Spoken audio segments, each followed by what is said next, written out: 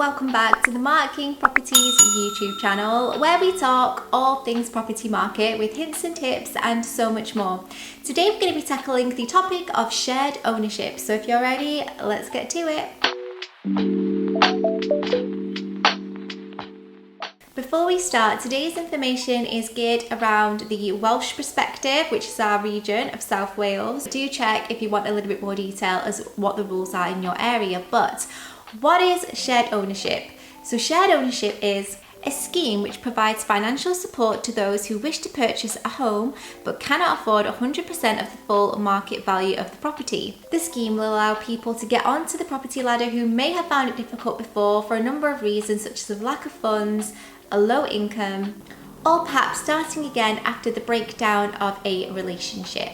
How does shared ownership work? In shared ownership, you buy a share of the home and pay rent on the remaining share. You can purchase an initial share of the property of between 25 to 75% of the value of the chosen property. You also have to take out a full repayment mortgage for the part of the share that you wish to purchase. And a great advantage is that you can increase your share in the property at any time you would like. So who's eligible for shared ownership? To be eligible for the scheme, you must be buying a share in a property from a participating landlord. You must have a combined income of £60,000 or less each year. You must also be a first-time buyer or buying your main home after a breakup, or relocating for work or family purposes where the property needed for you and your family is financially inobtainable for your current circumstances. You must also not own another home unless a court order forces you to remain on the deeds of a property where your children still currently reside. It's also available for those who are unable to afford a home suitable for the size of their family on the open market. You must also not sublet any part of the home being bought through the scheme.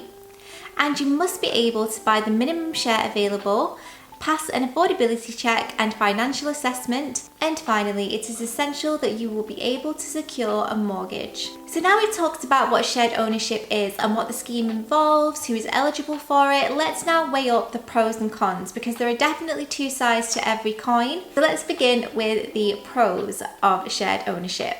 Shared ownership allows you to get on the property ladder as an owner. It offers a long-term stability without financially overstretching yourself. Deposits on shared ownership are generally lower. The scheme makes mortgages more accessible, even if you have a lower income. Your monthly repayments often work out cheaper than renting privately. You can increase your share of the property at any time. Perhaps one of the most attractive benefits of them all is the fact that you have much more stability and security as opposed to what you would have if you were to private rent. Now let's move on to the cons. You have to pay 100% of the ground rent and service charge, no matter how small your share is. If your share exceeds 80% at any time, you are liable to pay stamp duty. All properties are leasehold and not freehold.